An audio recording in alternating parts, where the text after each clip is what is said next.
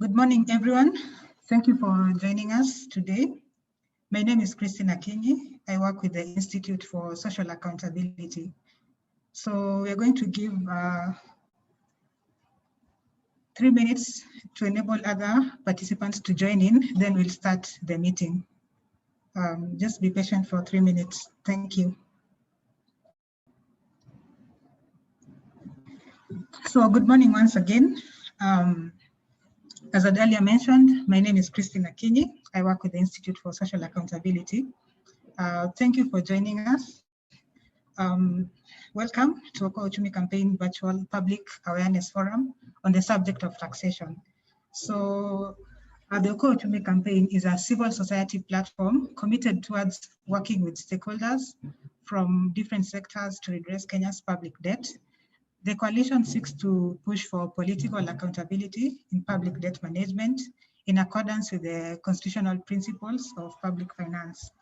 So I'm sure all of you are aware that over the last year, over the last 8 years, expensive commercial and bilateral debts have flooded into Kenya. So Kenya's debt has been rising at an alarming rate. And a huge amount of the debt has been directed towards the development of populist national flagship projects, several of which have been cited in the Auditor General reports and may be deemed as examples of budgeted corruption. For example, we have the NYS scandal, the Eurobond scandal. So as the Okoa Uchumi campaign, we are concerned that the government has not been managing Kenya's public debt in accordance with the Constitution, and it has accepted large, costly, and risky investments without transparency in decision-making. For example, the SGR, whereby some Mombasa residents even went to court to challenge the project because of lack of public participation. So as a result, Kenya is drowning in debt, and it's a high risk of debt distress. And this situation has been made worse by the COVID pandemic, which has had a very negative impact on Kenya's economy. And so in April 2021, the IMF officially approved Kenya's Fiscal Consolidation and Structural Adjustment Program, which aims to stabilize Kenya's economy and set a basis for resurgence of growth and prosperity. So the goals of the IMF Kenya program are to reduce Kenya's debt burden by increasing tax revenues and tightly controlling government expenditure, while also ensuring that the government spends money to support vulnerable groups as a result of the COVID pandemic. The IMF program also seeks to restructure some of the government-owned enterprises which have been which are in a financial crisis. They've been registering great losses, and the government has been forced to bail out some of these state-owned corporations. The program also seeks to strengthen Kenya's anti-corruption framework, and then finally to strengthen Kenya's monetary policy framework and support financial stability. So through this engagement, we aim to review the taxation proposals under the IMF Kenya program and the Finance Bill of Kenya 2021, and consider their implications on youth, women, the informal sector, and citizens in general. We also aim to generate a joint action for transparency and accountability in tax and debt management and subsequent civic action campaigns. So these deliberations today will inform our submissions to Parliament. The Parliament is receiving submissions from citizens this week. The deadline is today, so we've already prepared a memorandum, which now we'll be submitting to Parliament. So just a brief on today's program. We'll be having two experts, tax experts, who will be taking us through the proposals in the IMF Kenya program and the finance bill. Then we'll have two discussants to discuss the issue of tax exemptions and some of the violations by the National Treasury. Then we'll have a question and answer session and the way forward. So at this point, I would like to introduce our moderator for today, Leonard Wanyama. Leonard Wanyama works with Tax Justice Africa and is the coordinator of East Africa Governance Network. So he'll be taking us through the program for today. So Leonard Wanyama, welcome, and thank you. Good morning, everyone. I'm glad to be with you today. Give me a few minutes. I think I'd like to just put on my camera for a few minutes so that as I introduce, you can at least get a chance to see me. Yes. So as Christine had shared, my name is Leonard Wanyama.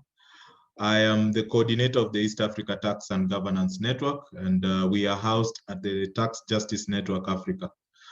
Together with colleagues from TISA, NTA, Oxfam, and TGNA, we managed to put in a submission yesterday, despite the fact that there was a deadline for today, so that we could be in time and also have a few minutes to prepare to have a discussion with you and be ready to speak to parliamentarians tomorrow when we have been scheduled for hearings.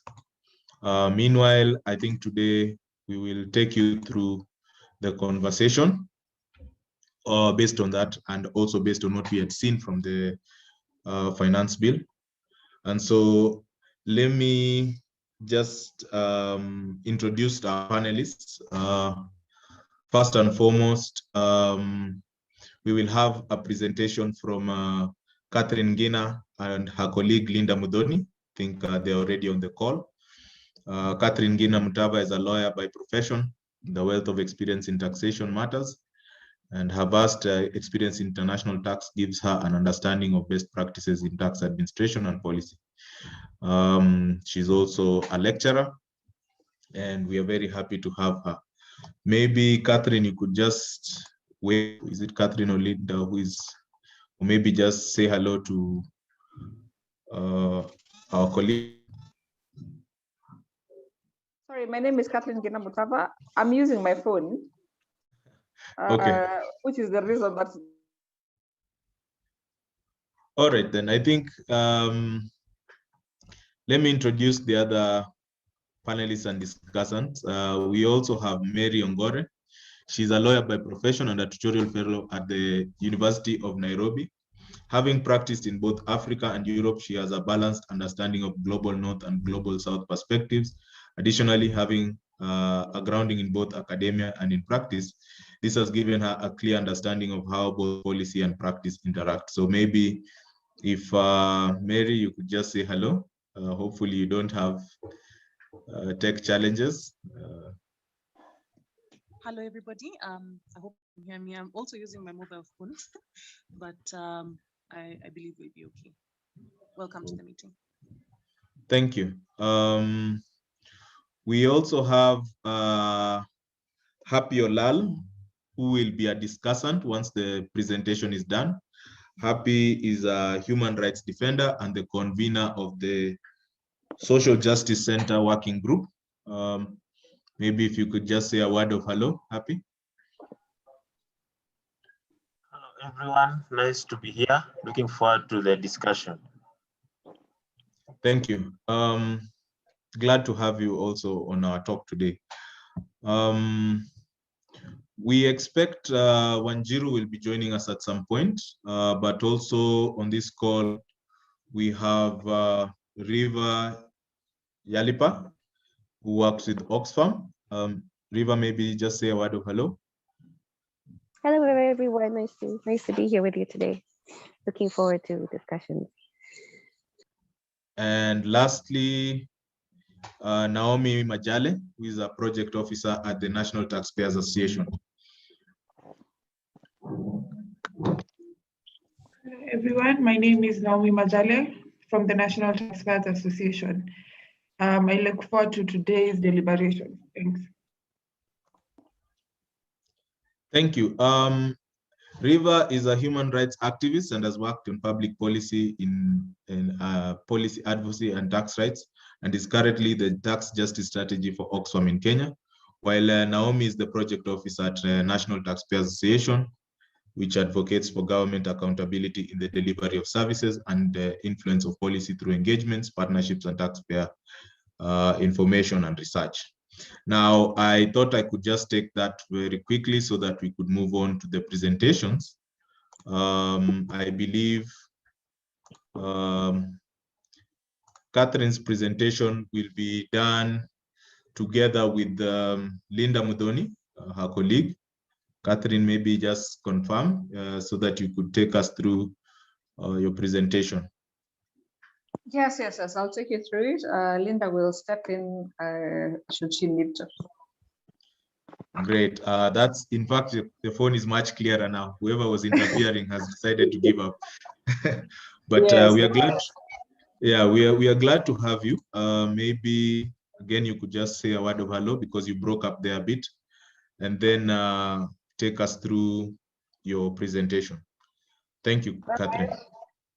As Leonard says, my name is Catherine Mutava.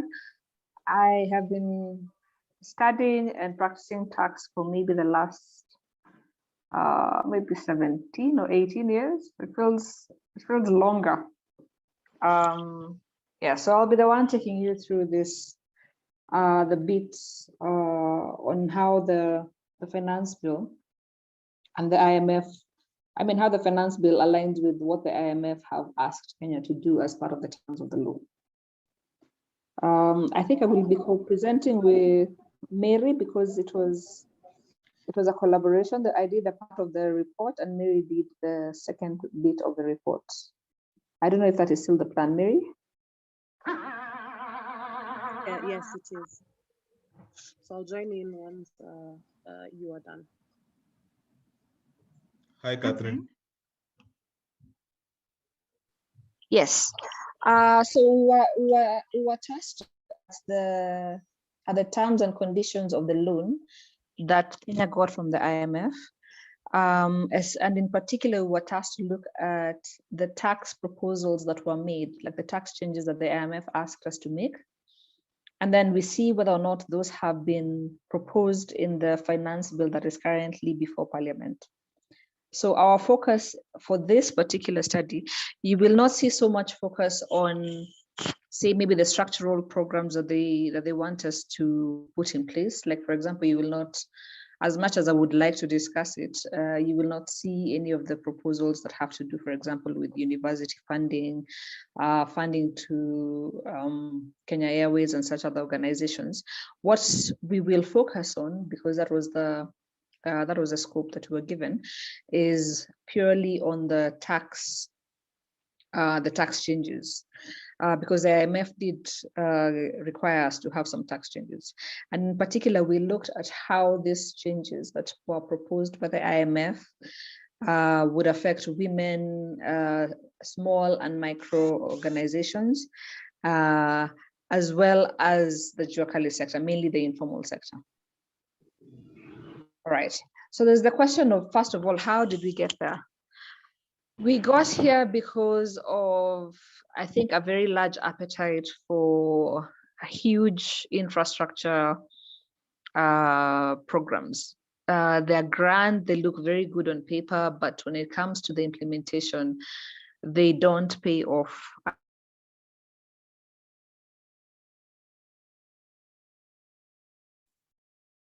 As well as we the SGR, which will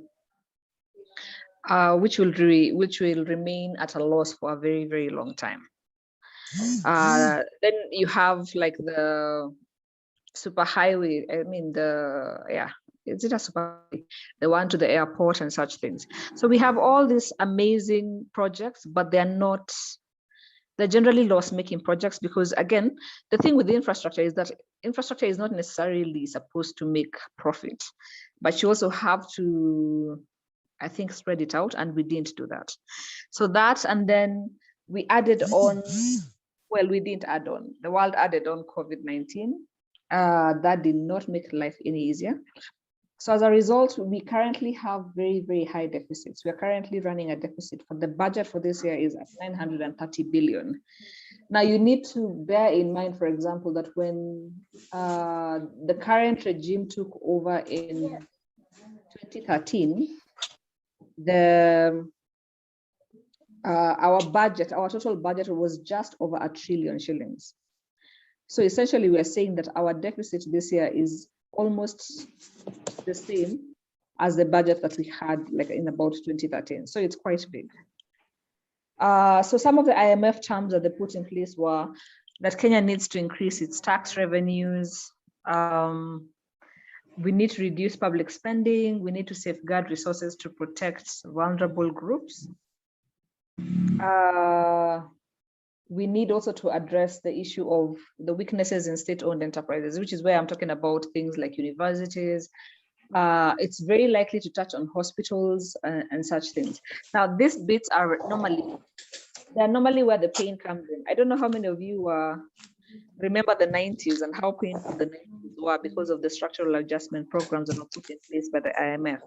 So this is where the main challenge comes in. So we reduce public spending, and also we need to address the weaknesses in state-owned enterprises. Essentially, what they're saying is we need to reduce funding to those state-owned enterprises, and that can create a problem, especially in terms of equity.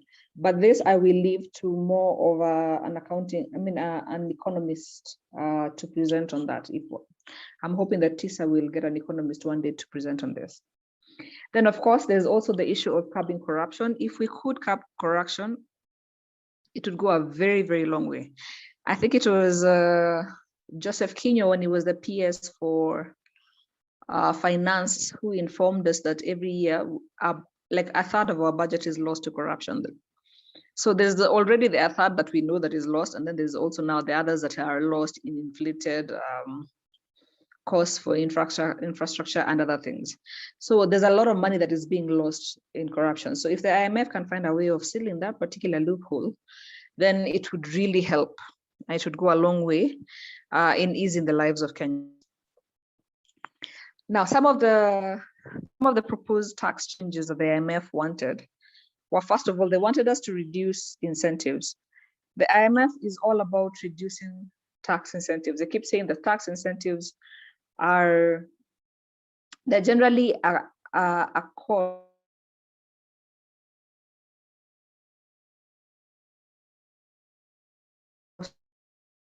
that the reason why people give tax incentives apparently is to attract investments. Yet when someone is deciding whether or not they're going to come to Kenya or Uganda, the first thing on their minds is not whether or not they're going to pay less taxes. The first thing on their minds is normally, is there a market? Can I get my money out? Am I assured that the government will not take away my business and such things? So tax incentives are normally not at the very top of the list. So when you keep offering them, it presents a problem because there's a cost, but it's not paying off. So if you tell me, if I already have the market and I already have I know I will get a good return and I know that my investment is safe. If you tell me, but while at it, I'm not going to pay taxes, I will happily take that. But it doesn't mean that I will come in specifically just because you're offering me an incentive. So the IMF is constantly telling countries, studies have indicated constantly that tax incentives do not pay off. They do not increase the amount of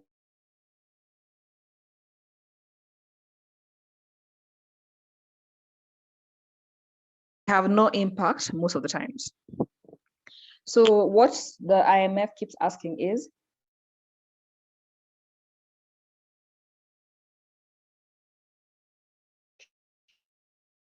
please reduce tax incentives. Please reduce the tax incentives. So what they did last year, and they did this last year because of the COVID-19 measures, they required, they removed quite a number of the tax incentives that were there in the Income Tax Act and a number that were there in the VAT Act. Then they gave, because again, last year was a very tough year, they gave a number of tax breaks. which, if you remember, we all enjoyed them because there was reduced income tax, I think, on all our incomes. Companies and at the individual level, VAT was reduced. So part of the IMF terms were, okay, last year we understand, but this year you have to reverse all these things. All these things were reversed January of this year. If you remember, we painfully went back to our 30% rates. We're not happy, but the government has to be funded. Now, for the bill, there are a number of proposals that they have made. And so we're studying the proposals that had been made under the bill. And one of the proposals that was made was that if you now take a loan, we are now only going to allow you to deduct 30% of the, the amount of interest is restricted up to 30% of the earnings before interest, taxes, depreciation, and amortization. It's an accounting concept. Essentially, what they're doing is that they are limiting the amount of taxes, the amount of interest that you can deduct. Now, the reason they're doing this is there's a good reason why they're doing it. The question of how it will impact the local people is something else. Because the reason why they're doing it is very easy to plan around interest and such things. So what essentially normally happens is, say I am a multinational, I have a subsidiary in Mauritius, my parent is in Mauritius, I am in Kenya. So the Mauritius company decides we will lend the Kenyan company money. Now, the reason they do that is because interest can be deducted once there's a profit. It doesn't matter, and it has to be paid. Unlike dividends, which can only be paid out after you have made a profit. So there are a number of advantages that come in with using interest as a way of financing your business. It doesn't necessarily mean that your business needed the loan.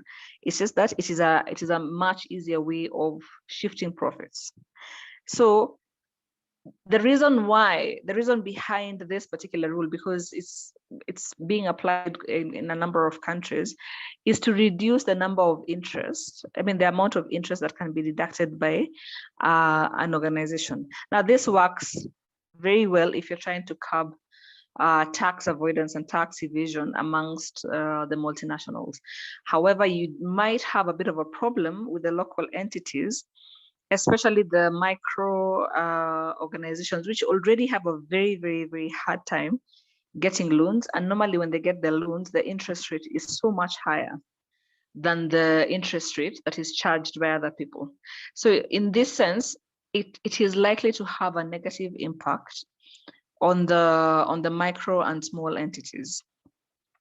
The suggestion, of course, would be in this case that we suggest that there be a threshold for people to whom this rule applies, or maybe you restrict it to non-residents. But we need to find a way of working around this particular thing so that it doesn't hurt the micro organizations in the country. When it comes to the extractive sector, what they have done is that they have increased the withholding tax rate for subcontractors. So subcontractors are the people who come and they offer the drilling company. Say maybe the drilling company is Tallow, but there are certain people who need to come in and provide it with services. So say, for example, someone will come in with a rig. Tallow may not own the rig, but someone else will own the rig, the huge thing that comes into drill. So there's normally a withholding tax on the services that is rendered by such subcontractors. And for the longest time, the withholding tax rate has been 5.6 to 5%. This has been increased to 10%.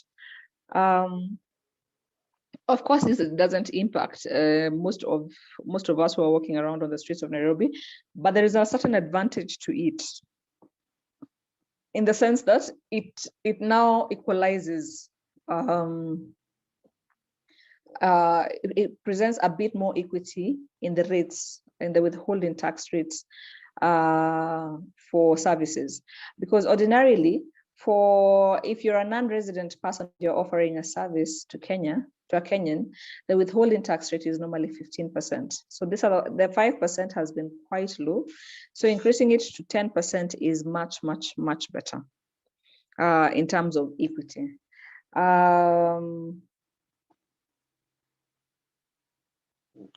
Then when it comes to, there are a number of VAT changes that were made. For example, for the longest time, there was from I think about 2017, there was a bit of a mix-up in the way the law had been written. So bread was falling in both the zero-rated schedule and the exempt schedule. Now there's a distinction between the two schedules. Zero-rated means that you are actually charging VAT, but at the rate of 0. So what that means is, if I charge VAT at the rate of 0, any VAT at all that I was charged along the chain, I am allowed to deduct it. So say, for example, I incur VAT on electricity while I'm making the bread. I bought flour that had VAT, maybe I bought eggs. I'm not saying that these things have VAT, this is just an example. I bought all these things that had VAT. If the final product, which is the bread, is zero rated, and the total VAT I incurred along the chain was, say, 15 shillings, and then I go ahead and I charge VAT at the rate of 0, these 15 shillings, the government gives back to me, because my final product is 0. And normally the way VAT is calculated is how much you charged for the final product minus how much you were charged to make the final product. So if I charge 0, but I was charged 15 along the chain, it means I am now owed 15 shillings. So the government actually goes into its pocket and gives you back your money. The advantage of being zero rated is that the result is that the bread becomes cheaper for the mwananchi, because the manufacturer is getting back his VAT. When you put it in the exempt schedule, what you're saying is that the manufacturer cannot charge VAT. So there's no VAT. It's not 0, there's just no VAT, meaning that all the VAT that he was charged, he can no longer charge anyone else. So if he was charged VAT of 15 shillings along the chain, he has to figure out how to get back his 15 shillings. And most of the times what happens is that they pass it on to the consumer. So the consumer is the one who pays for it. So now what happened was, they have now removed VAT from, the bread from the 0 rate. It is now exempt. So we are likely to see an increase in the cost of bread. And you can tell that that's going to be a disadvantage, because most families rely on bread, especially the poor families. Every family in the country eats bread. But the impact, if you have 100 shillings generally as your income, and your bread goes up by 5 shillings, some sacrifices will have to be made. So either you will eat less, or something else will have to suffer for it, because it's not as if your 100 shillings is going to increase. So this is going to have a negative impact, especially on the poor families and the lower segments. So people who work in Juakali, who prefer to just eat bread over lunch and milk, or bread and soda, that's going to have a very negative impact on them. Then we have changes in the excise duty. Some of the things that they have done is that they have reintroduced excise duty on betting. So now when you bet, there's excise duty. I don't think there's anyone who's going to complain about this except the betting industry, because of the adverse effects that betting has had, especially on the youth. The youth have really suffered for this. So because of this. So as a result, we think it is a very welcome move. If it means more money for the government, that's fine. If it means that it will make it more difficult for the youth to gamble, even better. Then they have introduced also excise duty on jewelry. Now we know that this one is particularly targeted towards women. Men do buy jewelry. I have tried to convince my husband to buy me more jewelry. He doesn't quite see the point in buying me the jewelry. I really should have asked for more jewelry before we got married. I think that is where I failed. But they have now added excise duty on jewelry. In as much as it impacts women more than it does men, generally, it is not an unfair tax, in the sense that equity doesn't just look at gender, it also looks at income as well. So the laws of equity demand that the more you earn, the more you should pay. And someone who is spending the money on jewelry has more disposable income. So in that sense, I would suggest that TISA supports the move, because again, it is taxing the wealthier more than the poor, and we do need to protect the poor in this country. Then what they have also done is that they have now put what we call an ad valorem rate on motorcycles. Before it was fixed. So ad valorem means that it is based on the value of the motorcycle. So when you're importing it, there's a certain amount of duty that you normally pay, just like cars. When you import a car, there's an amount of duty.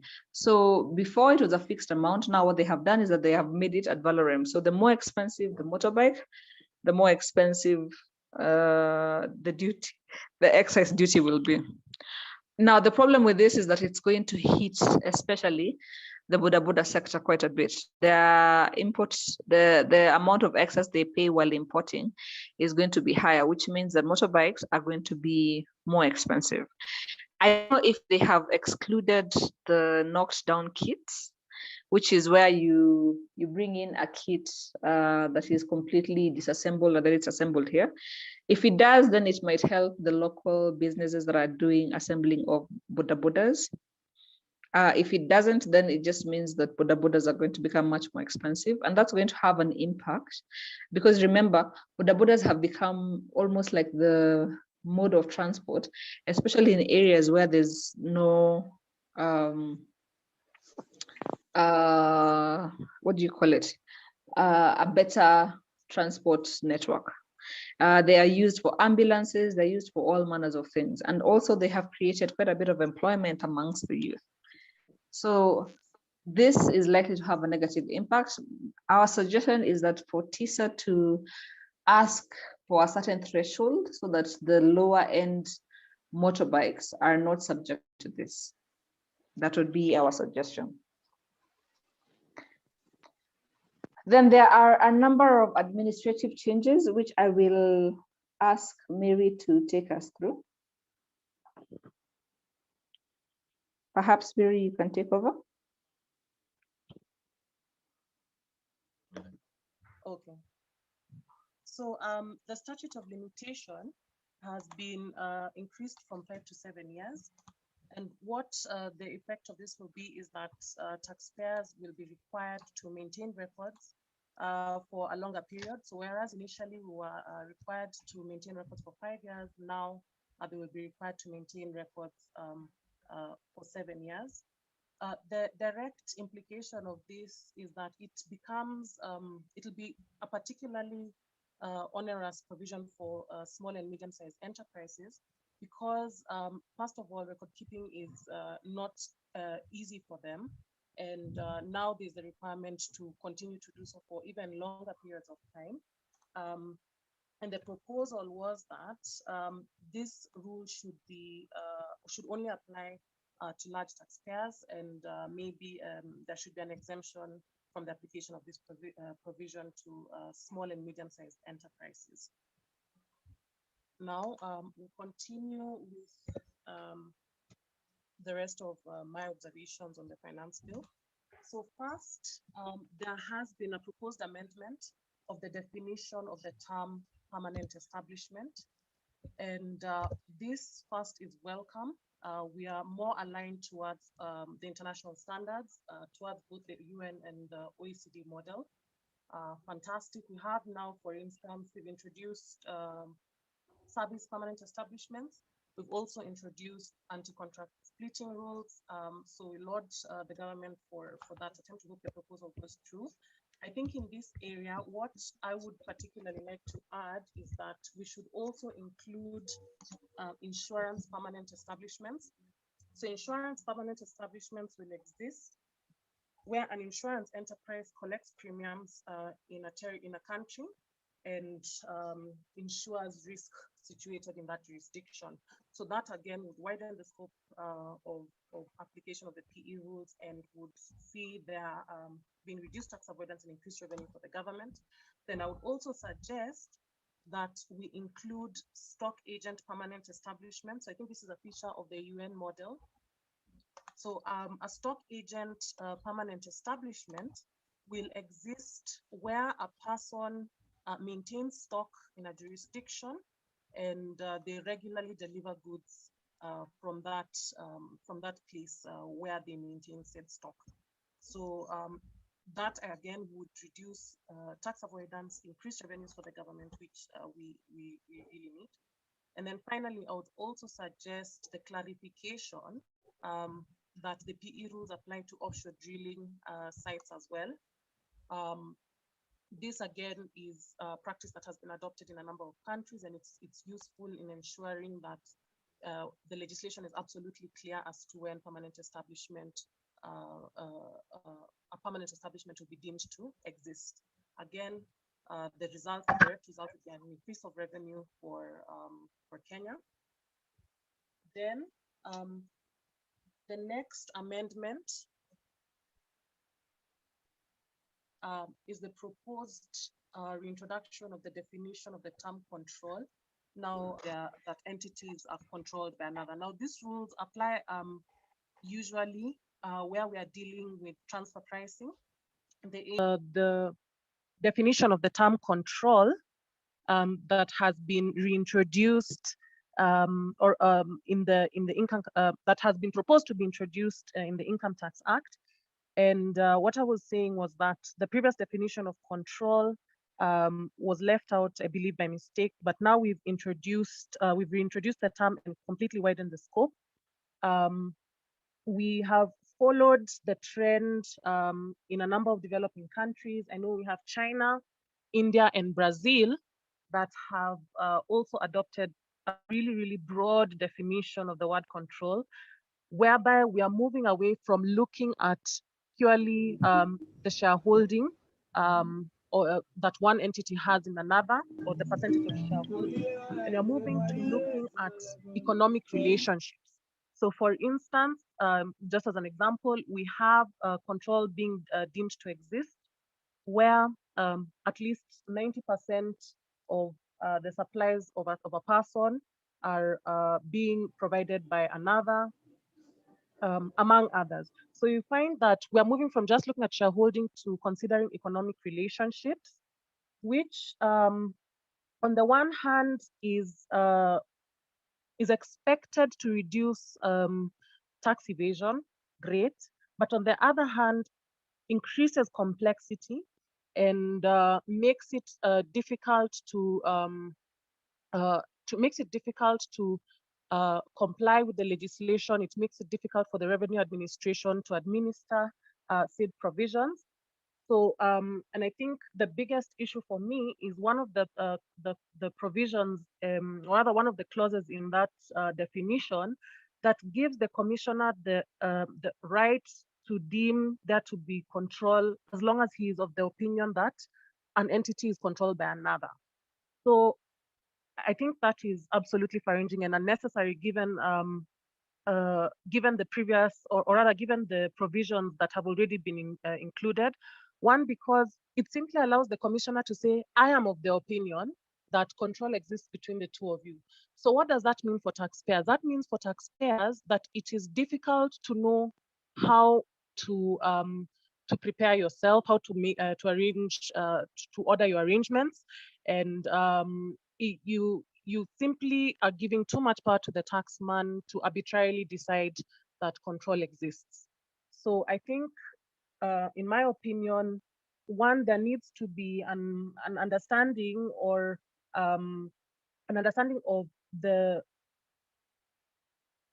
cost implications for revenue administration vis-a-vis the anticipated revenue that you may get. It may be that whatever gains that you get in increased tax revenue are taken away by the cost of administration in the first place, whereby even if you establish according to the law that control exists, you find that the transactions between both parties are at arm's length and you've not particularly made any major gains. Then second, I think the proposal would be to just do away with also the last provision that gives the commissioner the right to deem there to be the existence of control between two parties, simply if he's of the opinion that that is the case.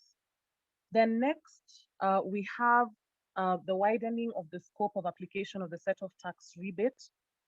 This will cover graduates from technical and vocational institutions, in addition to university students. So what the set of tax rebate does is that it allows you to get a tax rebate equal to 50% of the salaries paid if you hire at least 10 apprentices who are university graduates for a period of 6 to 12 months. So yes, again, this is a fantastic move and it's welcome in the sense that it gives employers incentive to take on apprentices, and this will have direct implications for the youth and for the economy as a whole in the long term. However, my take on this provision is that we should also, while amending this provision, change the duration of time which an employer must employ said graduates. So at the moment, it is 6 to 12 months. We can reduce that or propose the reduction of that period to maybe 3 months, because again, that will make it easier for many employers to fit within or to fit within the scheme. Then we also have the proposal for the reduction of the number of apprentices from 10 down to maybe 2. Again, this will ensure that many more employers can benefit from this provision, and many and of course that there would be the incentive to take on many more apprentices. And then next we have VAT Act. There's a proposal for the deletion of a provision that requires the CS to publish regulations for group registration. So what a VAT group, where we have a VAT group, they will be allowed to submit a VAT return together, and as a result, there will be reduced compliance and administration costs both for the taxpayer and for the revenue administrators. And there are several advantages. I won't go in depth, but maybe one to touch on is that where we have a VAT group, you can have input VAT claims that are attributable to one member to be credited against output VAT debts of another member, and this will reduce, like I said, administration costs, or rather, is in theory meant to reduce administration costs, both administration costs for the tax authority and compliance costs for the taxpayer. So there's confusion about the implication of this amendment. On one hand, people, there's a group that believe that the provision as is removes the possibility of registering as a VAT group entirely. And then there's another group that believes that what the amendment was meant to do was to simply reduce duplication in the VAT Act, because I think under section, I believe 67, we have the provision for the CS to make regulations under the VAT Act, right? So I believe, again, we need to make or to seek clarity in the drafting of that provision so that we do not end up doing away with a scheme that is a tax simplification measure that should work in favor of both the revenue administrator and work in favor of taxpayers as well. Then we also have excise duty. The reintroduction of excise duty on locally manufactured sugar, confectionery, and chocolates. So this excise duty on these goods was introduced in 2018, and then it was removed, or rather the excise duty on locally manufactured sugar, confectionery, and chocolates was removed in 2019, And then now we have reintroduced, or rather the proposed reintroduction of excise duty on these products. Now, whereas the hope is that we will raise more revenues, and again, this will benefit the government, given that they have not successfully, or rather, given that they have in the past had issues with coming to, or with being able to raise revenue without penalizing local manufacturers. In my take, I think that there needs to be a clear understanding of what implications it will have for local manufacturers, because in increasing excise duty on these goods, then we have local manufacturers suffering, and potentially whatever gains the government may have thought they have made in terms of revenue will be at the cost of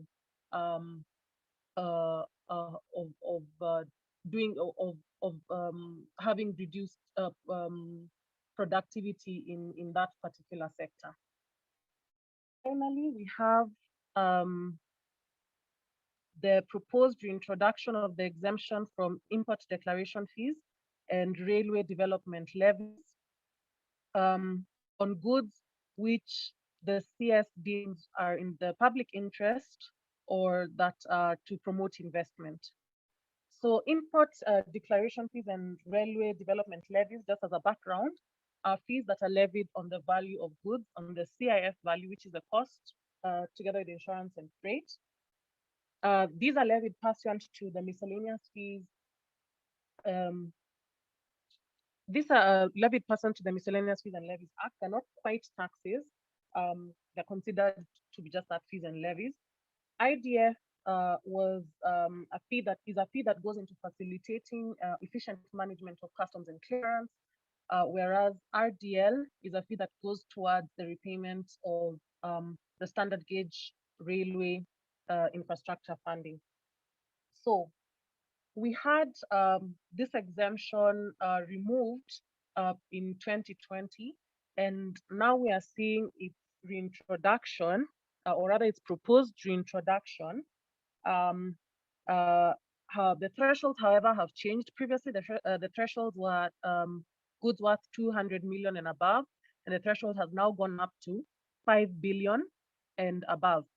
Now, the issue that I have with levies that are left to the discretion of the CS is that, you know, this is Kenya. There's a lot of corruption, unfortunately, and ultimately what happens is, you know, where there's scope for the CS to decide that you know, goods are being brought in the public interest, you find the people that are benefiting from these exemptions are going to be, you know, friends of people in power, and that is not ideal. In addition, as Ngina had previously mentioned, when it comes to tax exemptions, usually people, the first decision, or rather the primary decision for an entity in deciding that they are going to invest in a new jurisdiction, the primary decision is not tax related. They're usually other factors, other larger factors that play a role in determining whether they will invest in a jurisdiction. So again, my take is that we should completely scrap, or rather not pass this proposal and abandon it. And I believe that that would be in the interest of the country. Now, I know that there are some concerns out there that perhaps the reason for the reintroduction of this exemption is the fact that there are some government contracts that had been concluded when the exemption the exemption was included previously, and those contracts guarantee the exemption from IDF and RDL. However, I think a better solution would be, for instance, to have sort of transitional provisions that ensure that the exemption will apply to the transactions that are concluded I think it was June, that after June 2020. And I think said transitional provision would have would result in a better outcome for Kenya as a whole. And with that, I am done with my bit of the presentation. I hope you are able to hear me. I'll hand over to the next presenter.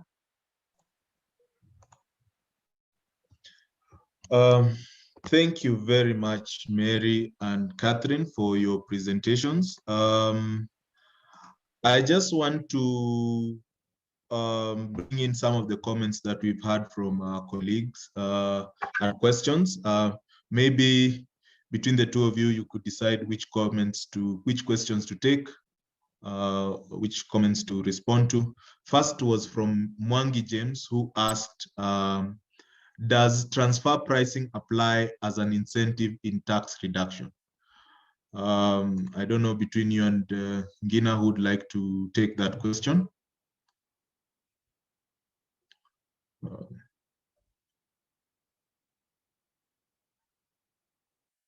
Secondly, okay, yes, Catherine, maybe just respond to that question first. Okay, transfer pricing is not really an incentive. What it is what they call an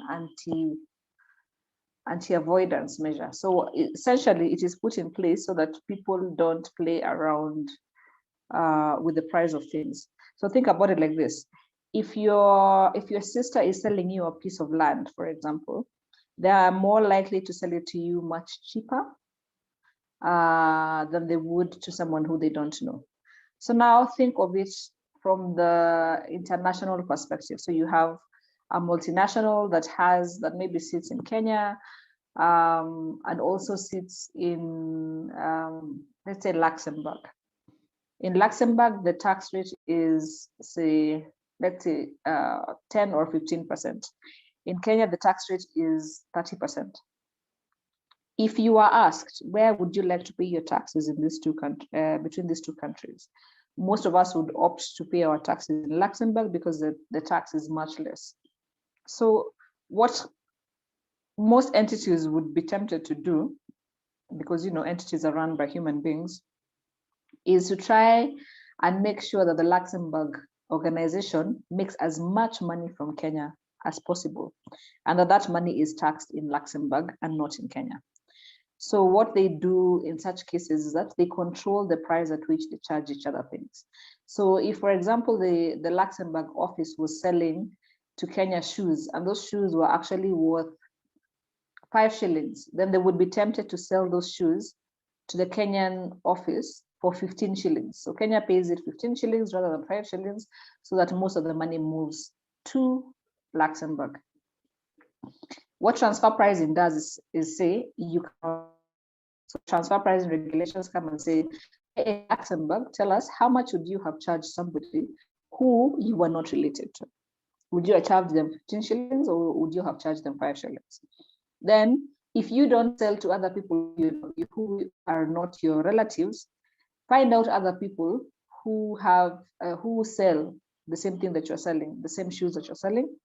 Find out how much they normally sell, then that must be your price. We don't care how much you actually charge each other, but ultimately this must be the price that will allow you in terms of your deductions for tax purposes. So transfer pricing comes in, it's not an incentive. It's a tool that is used to prevent tax evasion and tax avoidance. I don't know if I have answered your question. Thank you, Catherine. I think you've put it as simple as it can be. I normally tell people the issues of taxation, what we normally call the devil in the details. So sometimes it gets to be quite tricky, despite working for some time in this tax space. I always feel like we are climbing on a hill with every discussion, but nonetheless, maybe let's just take the conversation forward. I want to read a few more reactions and then allow the discussants to come in, because I suspect that will help again enlighten the conversation a bit better. There was a comment by Kefa Simiu who said, I think the effect of shifting bread from zero rated to VAT exempt is already evident. My local kiosk is 3 months into the price hike. And indeed, Kefa, there's even been a conversation in the news about the size of the bread and whatnot. This is something that has happened before in our history. In the 90s, when bread was being increased, they actually, for those who remember, you realized bread was quite hollow. You'd slice in and they had reduced the volume from 500 to 400. And already we've started seeing these kinds of practices taking place. Leonard, I see you were in high school at that time. Yes, I think I've given myself away in that in terms of my age. Yes. Mora Balozi had some sentiments on, despite all these good tax collection initiatives being pioneered under the IMF directives, the popular narrative to date has been our capacity to borrow remains sound. However, rarely do we highlight how efficiently we are utilizing that debt. The question here being, do we have the basis of facts on quality and usage and prospects for repayment of those debts? He further adds, tax justice should reflect not only collection, but also be on the side of how the collected tax is used by different government institutions, given noted anomalies on grant corruption and misuse of public funds. Indeed, that's true. Nonetheless, I think mainly when we talk of just tax justice advocacy, it's one part of what we call economic justice, an economic justice movement. So indeed, we have people working on the tax element, we have people working on the allocation element, and we have people working on the expenditure element, which translates into the management of finances. So today, maybe this is just a question of focus, but we try as much as possible and to kind of link these initiatives together.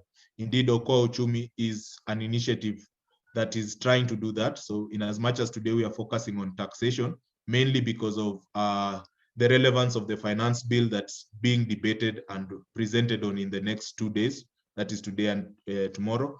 But we try as much as possible to link this to other aspects, human rights, and so on and so forth, allocation. So for instance, when you see civil society involvement in things like the revenue allocation formula and so forth. But we are realizing that at this point in time, with the conversation around the IMF, this is the focus we can put our minds to and try and influence the best way we can. Andrew Miendo asks, good morning to all. I'd like to understand, why do these international lenders like IMF and World Bank not listen to the citizen of the countries that they are giving loans to? Andrew, if you'd be kind enough maybe to wait for the discussants and further discussions, maybe we will get a clear understanding, because this is part of the challenge we are dealing with as a group in understanding why this is happening. And we don't want to just sit back, but we hope that our efforts will kind of push back on this context that is emerging. Again, Moro asks on excise duty on sugar confectionery, what exactly do we want to achieve curbing the consumption of these items, because they are not luxurious or mere tax increases? Are sugar and confectionery a luxury item in Kenya? Indeed, I think this is another question. I'd put it out to the discussants, but for me, when I hear such things, I'm asking myself, why? The way I visualize it is, I see like they're taxing Big G and PK and all these. Yet it's not just about a luxury, it's about the fact that there's, for instance, with PK, this is an alternative for oral health. For those who sell toothpaste, they tell you they actually compete with PK because this is an alternative for poor people when they need to, when they have fresh breath and whatnot. So there are these kinds of things. There's also the fact that the confectionery industry is one of the biggest manufacturing sectors in the region or in the country, and what effect will that have? So that and many other conversations, I think I'd like to open this up first to Happy Olal to maybe just say a word on to react to the presentation based on experiences and the work that they do under the social justice working group. Happy? Don't know if you're still online. Sana. Karibu, welcome.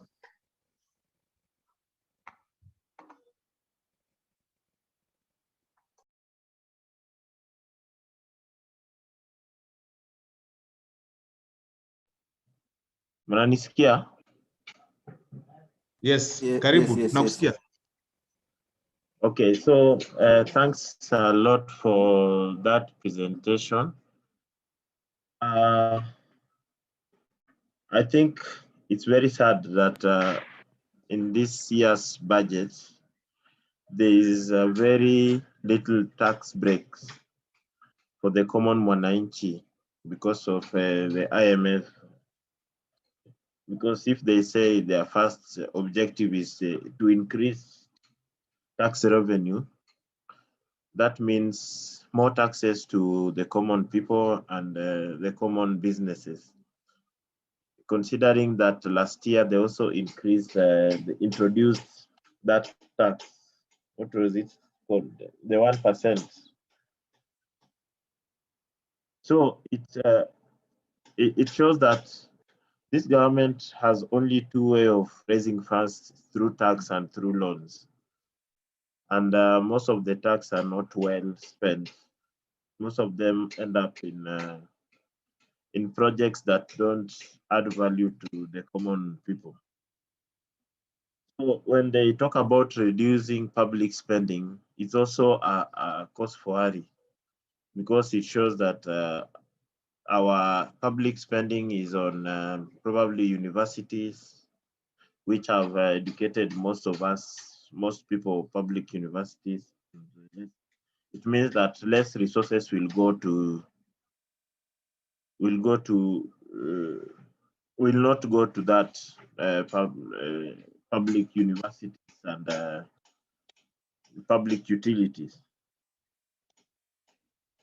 And when IMF is speaking about corruption, I don't know which parameters they use, because Kenyans did a petition explaining that the money that they are lending to Kenya is not being well spent, and they turned a blind eye to that.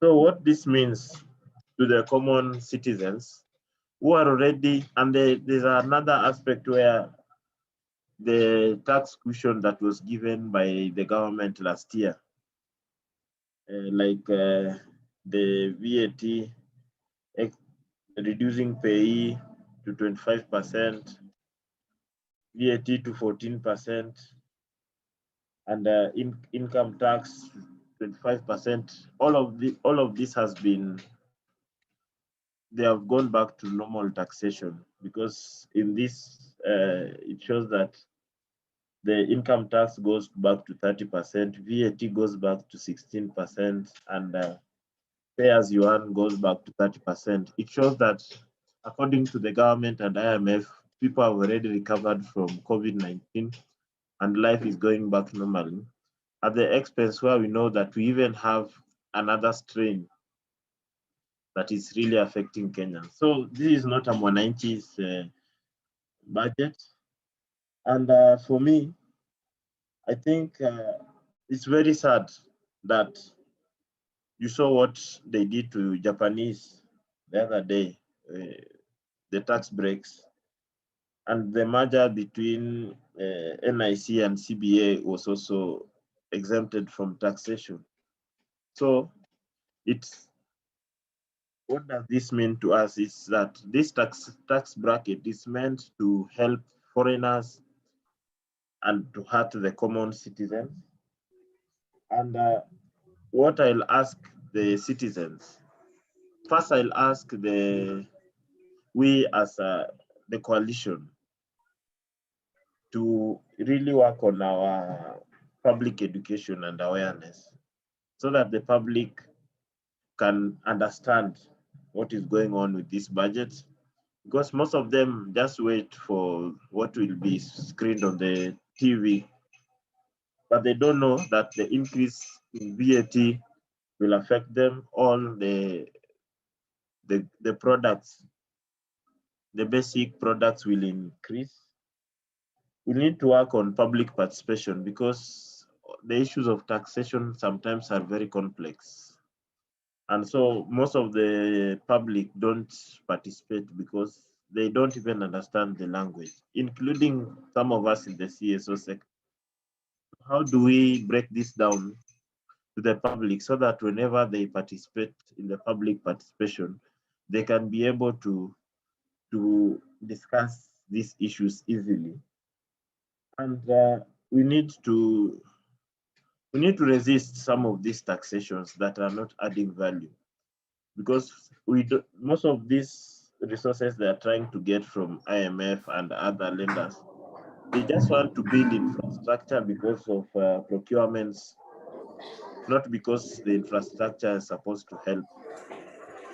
The SGR from Nairobi to Naivasha, I don't know what value it adds to this country, but because of procurement and adding, the cuts, it is making it very expensive for this country. So as the Social Justice Center, we have a campaign called the Mwananchi's Budget, where we'll be going to various social justice centers, breaking this down to the various community members and asking them to come up with their own budget that they should present. And this will include the prices of basic commodities, that is bread, milk, sugar, kerosene. Yes, the things that people use on a day-to-day basis. And we'll be doing this so that at least we raise public awareness, and at least we try to push even our lawmakers to start, if they are really representing us, they must represent our voices as the citizens. We'll give them our budget and we will ask them to approve it in Parliament. This is one way of also raising public awareness and public participation on issues of budgeting. So I'll ask this discussion should get out of online platforms, and we should go back to the ground so that people now start understanding that most of them will be highly affected after the budget is approved by Parliament. And even right now, the bread has already gone up by 5%, yet they have not approved the move from zero rated to exempt. So it means it will go up again. So how do we organize citizens to resist?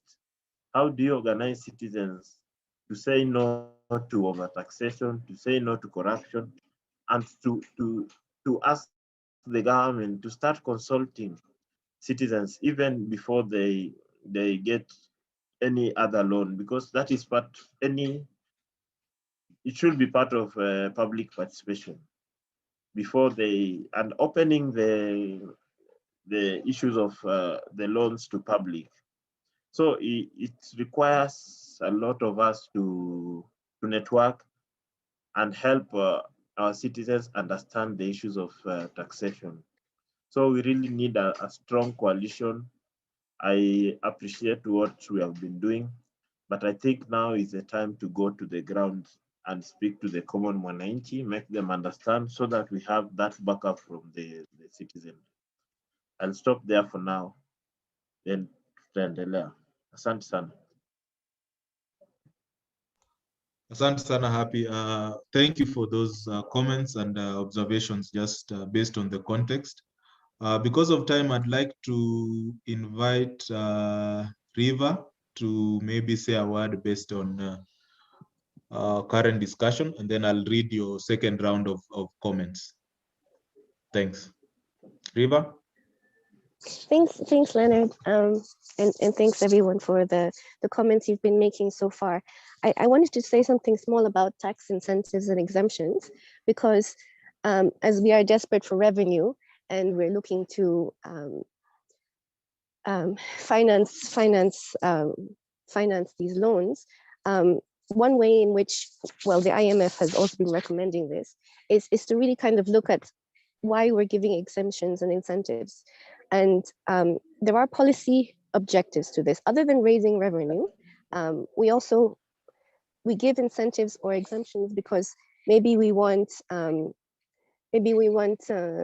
cushion wananchi from expensive products or basic products. So that can be a reason, like what we're doing, like the finance bill currently has exemptions on medical supplies. So that's good for your common man. But also maybe we want to induce investments.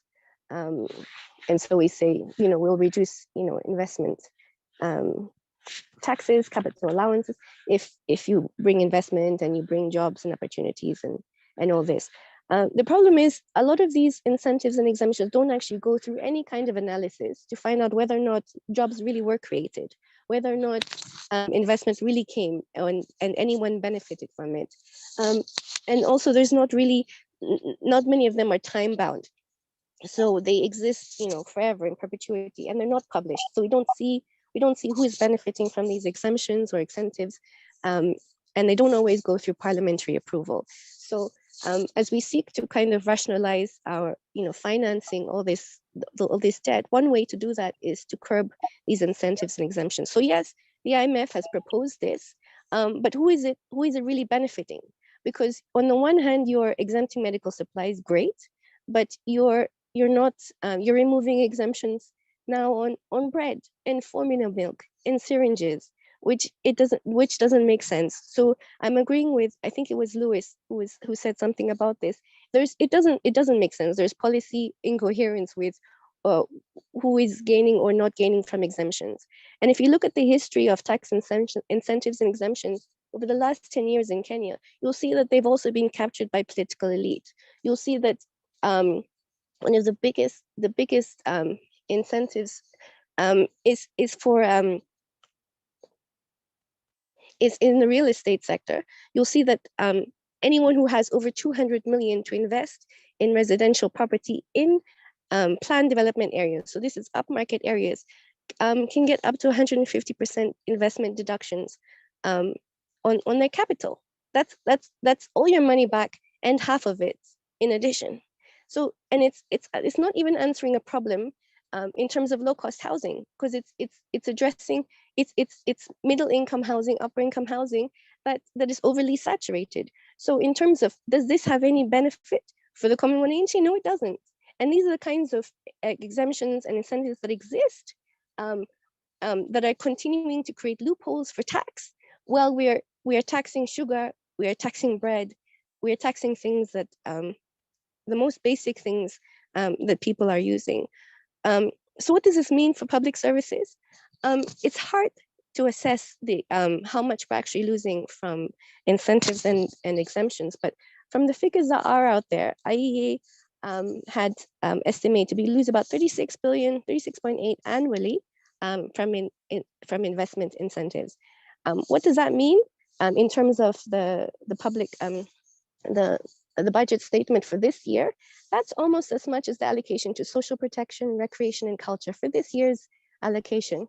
So people who are getting cash transfers, our athletes who are going to compete, that money alone from those investments could have gone to that. Another figure that was estimated by EATGN and ActionAid was that we're losing about 100 billion annually from these incentives and exemptions. If you look at the health allocation for this year, it's 112.6 billion. So again, if we had just taxed those big investments who don't really need those tax breaks anyway, as both Mary and Catherine said, that covers our health budget for this year. And then the final figure that was estimated in the last budget statement was that we lose 535 billion to tax incentives and exemptions, which is 6% of our GDP. That's more than the total allocation to education for this year's budget policy statement. So you can see there's a direct opportunity cost to curbing these tax loopholes, because we are, and I think many people have understood this now, in the same way that we are financing through debt these legacy projects, these big infrastructure projects that don't bring immediate benefits to our citizens. This is the same with our investments, that there is a political capture. the people who are benefiting from, reduced capital gains taxes, from investment allowances for high-end real estate. That's not your common man. And we are financing the gap through increases in sugar, increases in bread and syringes. Yeah, that's all I had to say.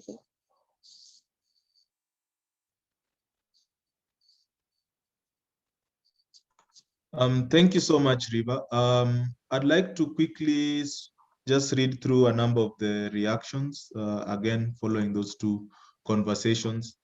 We have Mora, who asked us about data explaining the gap between export earnings and external debt, public sector wage bill and public debt service, and their relationship to the ongoing tax collection initiatives.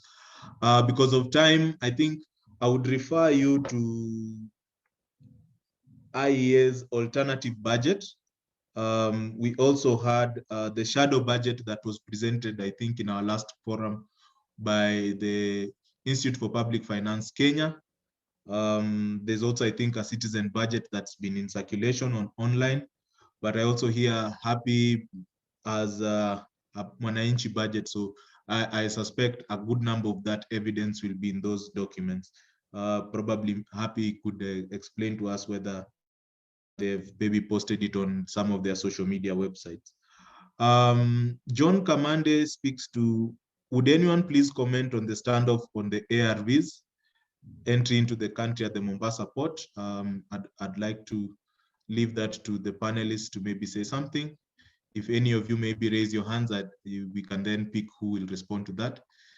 Dennis Orengo is asking, does signing online petitions have effect on IMF not loaning Kenya, and what of declaring that the UK is not authorized in transacting any business on behalf of Kenyans, and our generations and future generations will not be responsible for loans granted to Kenya under the UK? I think this is generally a sentiment in relation to how the debt debate is going on, and in terms of sovereignty and so forth. So if anyone would like to respond to that. Grace Mercy, current tax measures being undertaken by government is that they're being guided by the IMF. This is the second debt restructuring we are going through. The first in the 90s, the same IMF consequently goes abroad and loans some more without even doing its due diligence on accountability.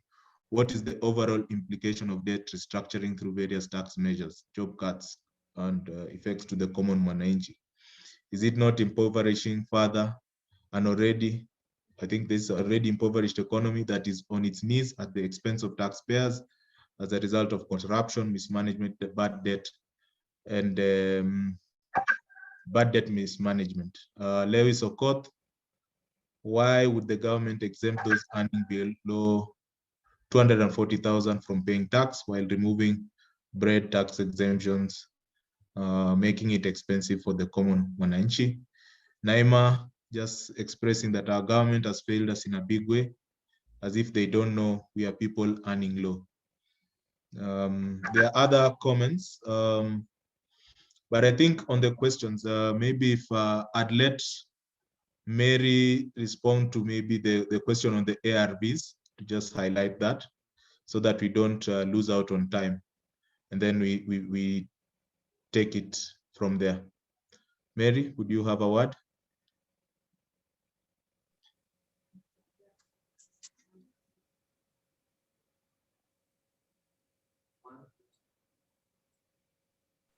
Hello.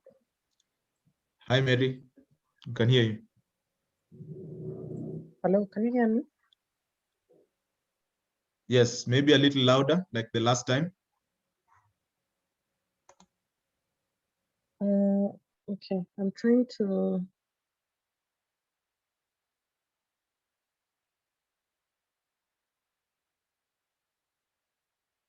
Hello, can you hear me? Sorry, I keep breaking off. I think I'm having problems with my network, so the volume might be a little bit low. It's sounding okay right now. Okay. So as far as I understand it, maybe Ngina may help. I know that, as far as I know, we have a 90 million tax bill that bank can fund that imported the ARVs on behalf of USAID.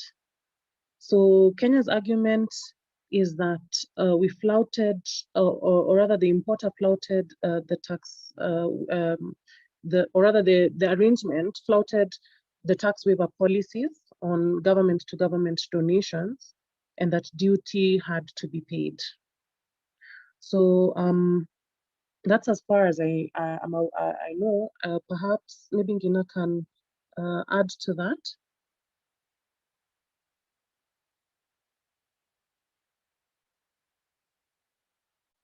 Hello. Hello, Ngina, Catherine. Don't know if you're online.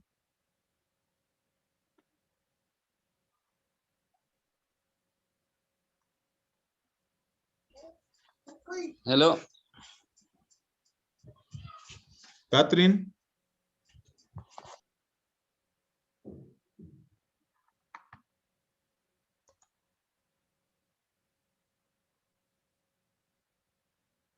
Well, we seem to have lost Catherine, but then maybe any of the other two could respond to some of the sentiments we had alluded to from the comments. There were comments in terms of IMF and them not listening, the failure of government, the contradictions in tax. Indeed, we live in times where development economists and mathematicians have come up with they can calculate happiness and try and develop policy around that. But that means we can therefore determine our dignity as Kenyans so that we could improve our public finances management conversations and thinking of the general life and livelihood of Mwananchi so that we can improve their state of being. So I think maybe any of the other panelists. Can I say something? Yes, Wilfred.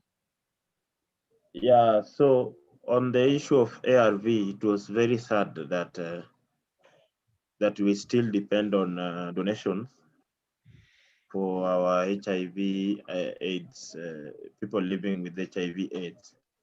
And it is more saddening that even that donation is being frustrated. So because some of us look at it at a social perspective, despite the fact that maybe they did not want or whatever law was broken, but these are things that are being donated for you for free. It's like someone giving you some medicine, then unaambia mbona hukuleta na Uber, mbona umeleta na pikipiki. You know, these things don't make sense. What is important is that there are some people whose life matter, whose lives are affected when the ARVs, they don't take their medicines on time. That is what any mindful government should do. So for me, that was a very, very sad event. And then the ARVs, when they were released, they are already expired. So you see the kind of government that we have in place. So it shows that the government does not care about the common people, whether you are HIV positive or they don't care. Another aspect, you should have even increased tax on betting and motorcycles. You go to any village in this country, most people are surviving, most young people, they are either betting or they are in their spaces, motorcycle spaces. And this is also where the government is targeting, where people are trying to create their own employment. You try to find a way to tax them even further. So this is a good discussion as we head towards because it's only 13 months to the next general election. It's a good discussion. Whoever wants to.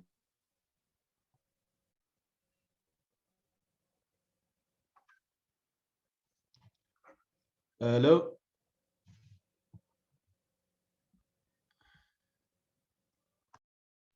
Happy, I think we lost you there for a moment.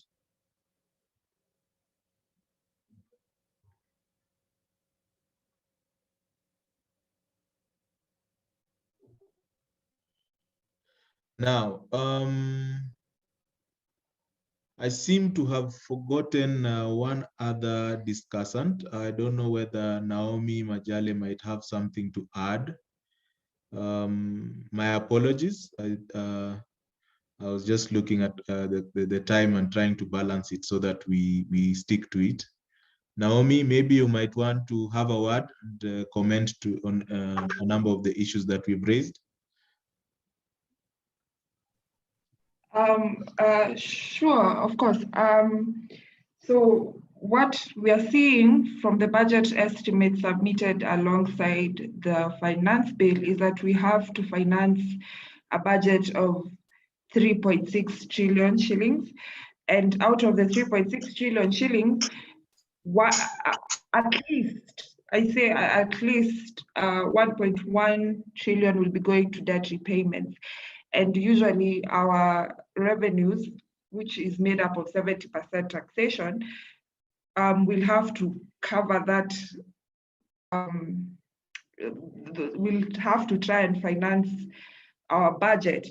But so what we see in the finance bill is the Treasury trying to meet its revenues, surpass the usual revenues of about 1.6 trillion to 2 trillion. So we're seeing something that they are tightening our pockets, especially those in the middle income areas with the bread provisions, the syringes, the milk for mothers. So what I can say from our taxpayers association perspective is that the impact of the finance bill weighs heavily on our consumption. That's the VAT, because VAT is usually a consumption tax, and it's not progressive, it's not pro-poor, it's retrogressive.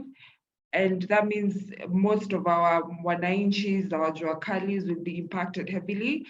And that's where the problem weighs in, because if we're trying to stimulate the economy during this time of COVID, it becomes redundant, or let's just say it's more backward than trying to stimulate the economy when you tighten the consumption of the mwananchi. So yes, that's what we have to say. Yeah, thank you. Thank you so much, Naomi. I just want to read through some comments so that we can head towards the close of the discussion. Cecilia Nganga says, services provided by politicians is our money, and yet we continue elected corrupted leaders. Ametujengea barabara, ametupatia basari. They don't know it's their money coming back to them. Kenneth Adagala is asking, how accountable is digital services tax, or is it another scam in the making? Mora Balozi, public debt is the mouth that swallows countries to such extent of taxing the poor citizens with less income. John Thoya, the common mwananchi is heavily taxed in almost every area. Citizens, that is Elias Iteba, citizens with less income in Kenya, particularly those working in private sector, suffer the most on taxation. Moro again, it's very unfair to tax border border. This border border is serving lives of many poor people, and taxing them is injustice and not progressive. Cecilia Nganga, education is needed on tax collection and distribution of revenue collected at community. People don't know the procedures. Paul Masese, that is away from reducing theft, leakage, and wastage. I think you're speaking about the revenue cycle. Ronald Nyamiaka is asking there should be more awareness campaigns and education on budget making process, especially on public participation. Paul Masese, I think, is putting things into context. What is happening now is reminiscent of structural adjustment programs of the 90s. At stake presently is how government can manage debt by increasing revenues. What options does government have apart from increasing taxation and broadening the tax options? We've been having this discussion, and I just want to maybe speak to Paul Masese. This debate will come in a number of ways. Politically, people will come up with their proposals, but also in terms of our engagement with the IMF, just asking the government to think around its logic of debt consolidation versus debt restructuring is something we have been doing as Okoa Uchumi coalition. So I think from a number of the debates we've had, this is an ongoing conversation that we are looking at trying to keep Kenyans productive so that money can circulate and maybe not just pressing them on taxation.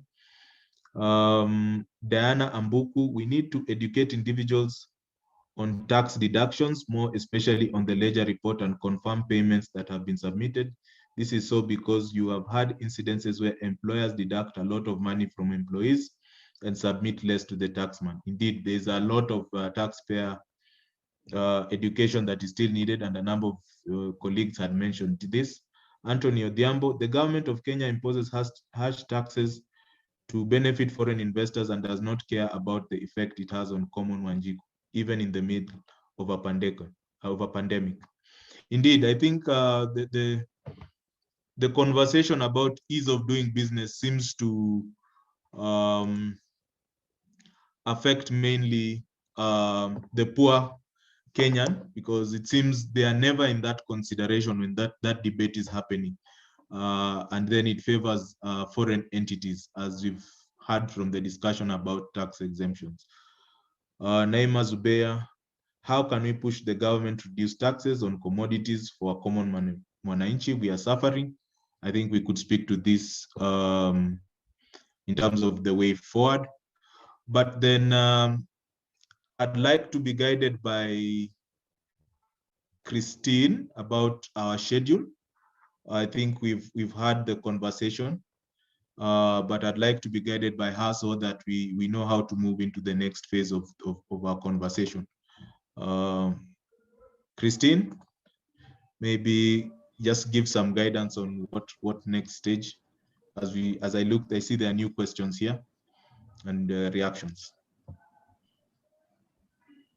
Leonard, I believe at this point Wanjiru can give her remarks. Thank you. Wanjiru, welcome. I believe you've just come from another engagement. Thanks. Thank you. Thank you, Leonard. Before I do, can I request that you give Linda the opportunity to speak, because she was speaking on behalf of Catherine. And she had her hand up. I don't know if she's still on. So I can hear her. Okay, so I'll wait for her. Thank you. Apologies. On my end, I couldn't see that. Linda, welcome. I think I heard your voice echo from a distance. Karibu sana. Asante sana. Good morning. I was just going through the questions as you were reading them, and maybe I can just respond to a few because the questions are quite many. They're very valid concerns about the taxation regime in Kenya. I'd like to respond to the question about whether Kenya can petition to the IMF about, no longer loaning to Kenya. And unfortunately not, because we are a democracy as a country. So the best we can do as a nation is to be very careful about the people that we put in leadership. Because the minute we give Uhuru Kenyatta or any other person the power to govern us, then it means we entrust them with even making decisions about how much to, how much to borrow on our behalf. So I think as we part of, trying to strengthen and trying to promote social justice, is also about civic education in terms of the kind of people that we put in leadership. And also the members of parliament, they really do have a say, because for a country to borrow, it means parliament has approved the budget, and the budget has what we call a budget deficit, which needs a loan to finance it. So even the members of parliament, so when we're looking at a bit of background now, so when we're looking at people to hold accountable, it's just not the president, it's the members of parliament who agree to approve the budget deficit, because the minute the parliament approves the budget with a deficit, then it means by default they are approving additional loans to the government. So unfortunately, Kenyans as citizens, it's not possible for us to petition directly that IMF not give us a loan. I'd also like to comment on the question about there was a question about why would the government give a tax exemption of people earning 24,000 shillings and yet tax bread. I would just mention that it's actually a really good thing for the government to do that, because saying that anyone earning 24,000 shillings will not pay income tax, then what it does is that it allows the people who receive the 24,000 shillings to spend it in a way that sort of meets their basic needs. They can spend it on medical, they can spend it on food. It's very different. It's an exemption of a tax on an income that you receive. This other one for bread, it's still great for us to have an exemption. But remember that worst case scenario, if you have 50 shillings, you can choose not to buy bread. But if that 24,000 shillings is taxed, then it means you don't even have that choice. That choice is taken away from you. So actually, what we call direct taxes, when the government does not tax you on an income, it has a greater impact than even exempting you on what we call sales, on what you buy, because you can choose not to buy some of those things, or you can choose to substitute. So it's a really good thing. In fact, one of the problems I personally have with the exemptions regime in Kenya is that many, the wealthy people, most of their incentives are direct taxes, which means it affects the money in their bank. When it comes to trying to give incentives to the poor, the government always resort to, the zero rating and the VAT exemptions, which I think the impact is less than if you give a direct tax exemption to the poor people.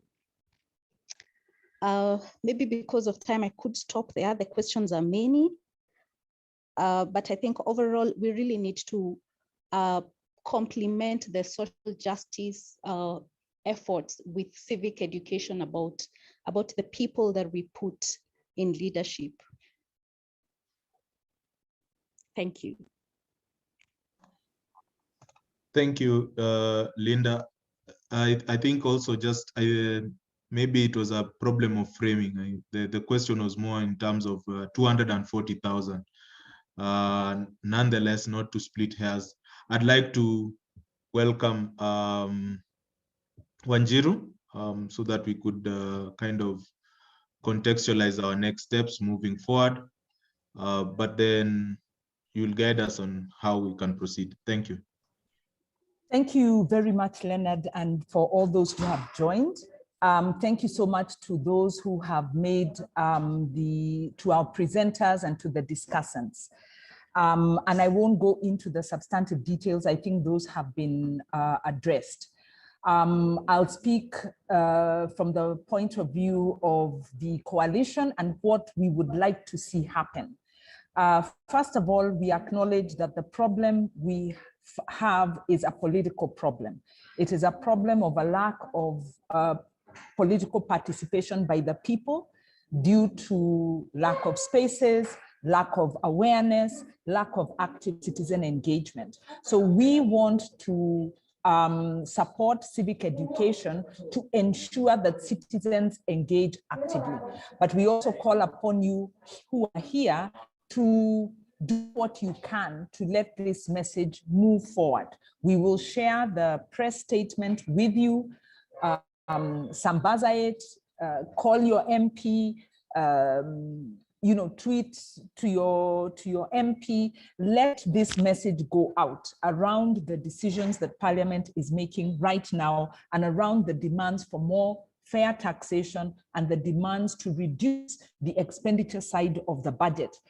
We actually need to ask Parliament not to pass this budget until it has met some of those basic conditions. Because what happens is we give submissions, they receive them, and then they don't make any of the tough decisions. So let us ensure we come out of here and are more actively engaged, and we will strive to keep you informed of what we are doing.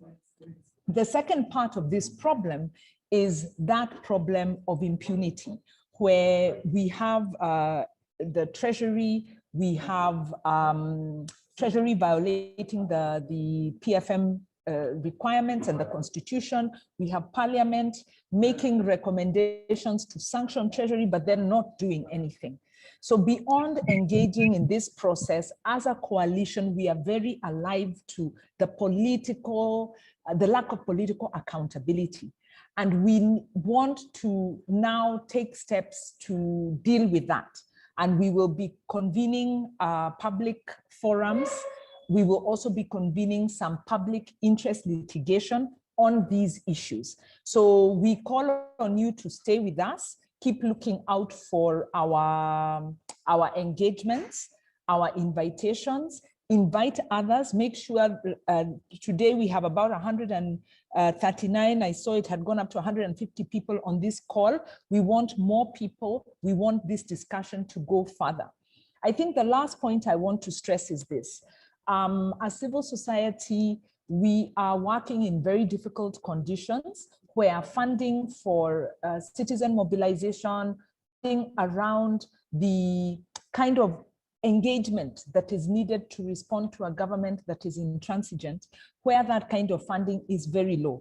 So we can't afford to wait for funds. We need to take the initiative and activate our spaces, pull together our resources so that we can make sure, as Olal said, we are able to set an agenda for accountable leaders who take our economic rights, our financial well-being seriously through the laws that they pass. I'll stop there and hand back over to Leonard, because beyond that, I think it is maybe just maybe last, and if there are any last, or maybe it's back to Christine so that we can wind up the session. So thank you very much.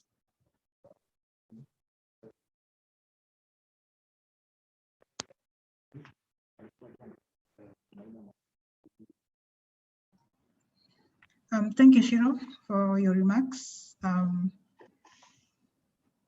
So now, Leonard, do you have anything else to add? I think Shiro has kind of given a summary. I am sure you'll be sharing the press statement that has a number of our demands, and I don't want to take up too much time because we had scheduled to end this at 11, but I just want to take a few seconds to explain that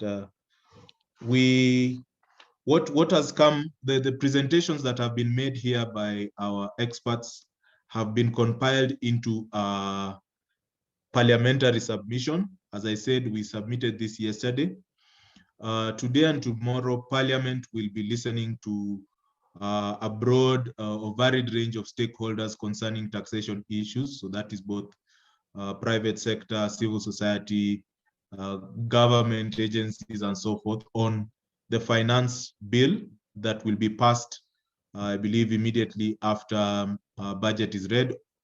But this is part of the ongoing financial cycle of the year. So in that sense, our presentation or these presentations have been kind of synthesized into a document that will be presented to them. And we will press the case and some of the sentiments that you've raised here today to parliamentarians. Nonetheless, it never stops with the presentation. We await to see what comes out in terms of determined law, and economic justice efforts must continue into the new year, because at every stage we get a chance to speak to these issues, we will look out and raise them again and again. These issues are not issues that you let go, but you have to always keep monitoring. And so that's what we are trying to do on a technical side together with our partners. So as Wanjiru had said, I think let's be vigilant so that we can improve our country, in our country's public finance management practices. Thank you, Christine.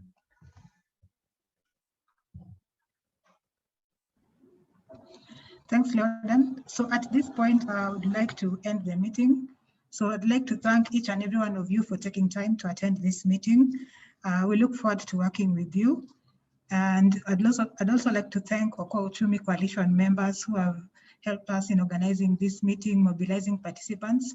A special thanks to National Taxpayers Association, East Africa Tax Governance Network, and Oxfam in Kenya. I'd also like to thank our presenters today for their excellent analysis of the finance bill and the IMF Kenya program, and sharing this information with Kenyans to keep us informed on what is going on. I'd also like to thank our coalition partners who help us to mobilize participants for this meeting. This includes the social justice centers, and also for sharing their remarks, Interreligious Council, Kenya Twitakayo Movement, Transparency International. Yeah, I believe those are the ones who help us to mobilize for this meeting. Thank you all, and we look forward to working closely on this issue of debt and taxation. So at this point, the meeting has to an end. Thank you. Leonard and Christine. Yes. Leonard and Christine, this is Engineer Karamba from Kenya National Federation of Wakala Associations. Yes. Appealing to be in their coalition. I think Christine will handle that. Just follow up correspondence. Engineer Charles, that's noted. We'll reach out to you.